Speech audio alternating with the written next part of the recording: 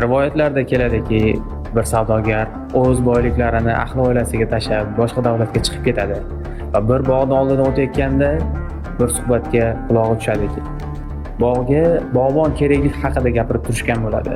Shunda suhbatga qo'shilib aytadiki, men qarab bera olaman shu bog'ga, faqat evaziga menga 1 yillik xizmatimga dedi, bir daraxt mevasini hosilini menga berasizlar dedi. Shunda bog' egasi bilan shartnoma tuzadi va 1-yilida bog' juda katta hosil ko'radi. Bog' egasi xijolat bo'ladiki, siz tanlagan daraxtni hosil qilmadi. Keling, men sizga boshqa daraxtni mevasini beraman, hosilini beraman deydi.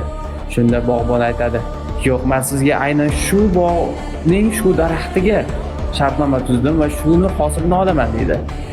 2-yili ham juda katta hosil oladi.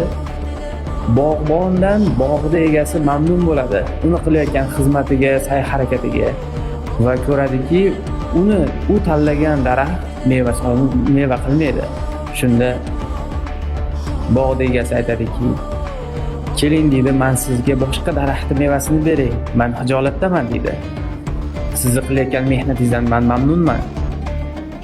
Bog'bon aytadiki, men sizga aynan shu daraxtni mevasiga shartnoma tuzdim. Qanday qilib uni o'zgartirishim mumkin deydi. 3-yili ham, 4-yili ham shunday davom etadi. 5-yiliga kelganda shok. Bog'bonning daraxti shu darajada mo'l hosil qiladiki, uni ko'rib hamma hayratda qoladi.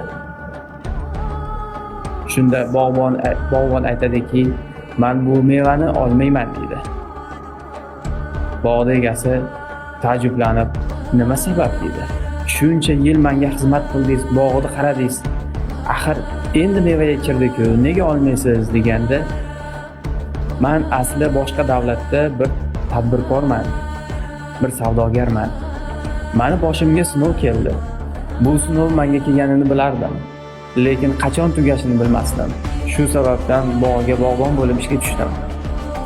Endi meni sinovim tugadi. Meni ketadigan vaqtim bo'ldi deydi.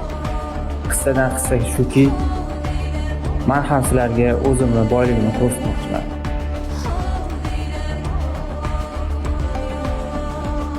Bu meni boyliklarim. Nima demoqchi bo'layotganimni bildilaringiz. Omon bo'linglar.